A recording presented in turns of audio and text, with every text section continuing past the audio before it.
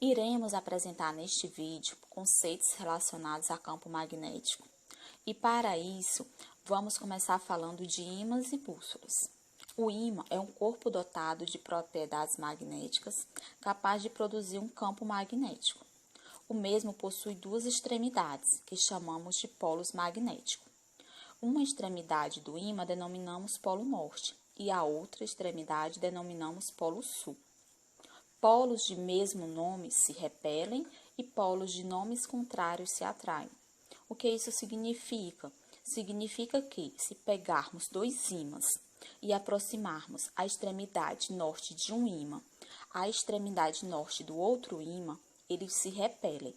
E se aproximarmos a extremidade norte de um ímã à extremidade sul de outro ímã, eles vão se atrair.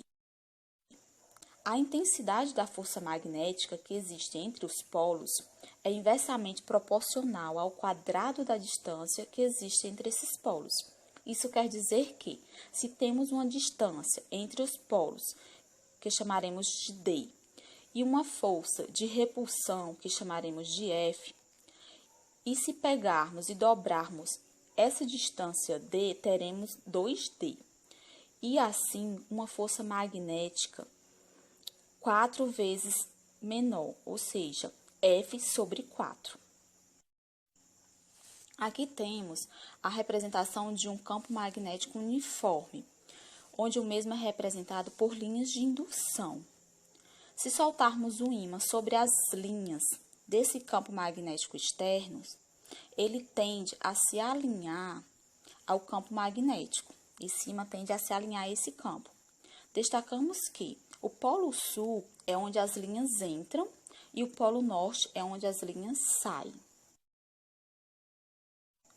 A Terra possui um campo magnético que funciona como um imenso ímã. Daí é possível entender como a bússola funciona. A mesma é um instrumento de orientação, constituído de um pedaço de ímã em forma de agulha, equilibrado pelo centro, sobre um pequeno suporte que pode girar sobre um fundo, com um desenho que representa a direção norte e sul. A agulha da bússola aponta sempre para o polo norte magnético da Terra. Assim, temos que o norte geográfico da Terra é um polo sul magnético e o sul geográfico é um polo norte magnético. Como vimos na explicação prestada pela nossa colega Eliane, o ímã possui propriedades. Essas propriedades são a de repulsão e atração. Repulsão quando os polos são do mesmo nome e atração quando os polos são com nomes diferentes.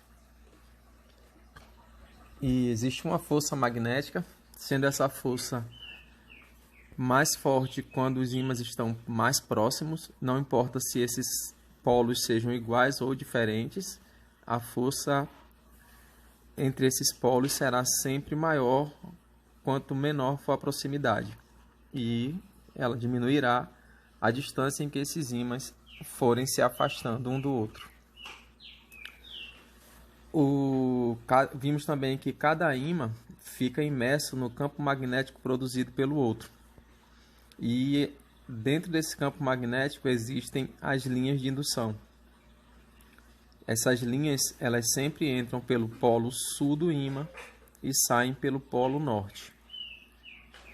É graças a esse sentido que existe o funcionamento das bússolas.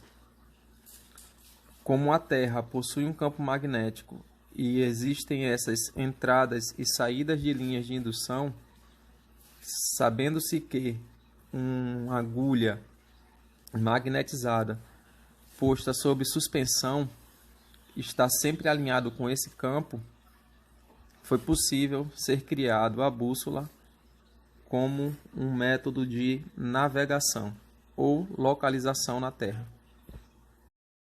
Continuando a nossa explicação sobre ímãs e bússolas, agora vamos demonstrar, como funciona o campo magnético com a ajuda de uma simulação do site firt.colorado.edu, Neste site são encontradas diversas simulações para diversas áreas da física e matemática.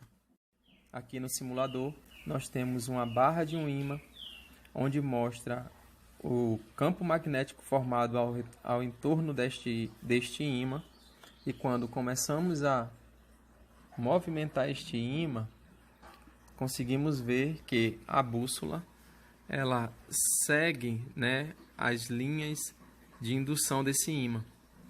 Então, podemos observar que quanto mais próximos nós chegamos da bússola, maior é a intensidade desse campo. E quando nós nos afastamos, esse campo vai ficando mais fraco. Então, o simulador consegue demonstrar a existência desse campo magnético, né? E conseguimos verificar também as entradas, né? Por onde a linha entra pelo polo sul e por onde ela está saindo, que é o polo norte. O simulador consegue mostrar também aqui, né, como se existisse como se fosse o planeta Terra e o seu campo, né, magnético. E aí mostramos que o sul magnético está saindo ao norte da Terra e o norte magnético está saindo ao sul da Terra. E ao movimentarmos esse planeta aí, verificamos o acompanhamento da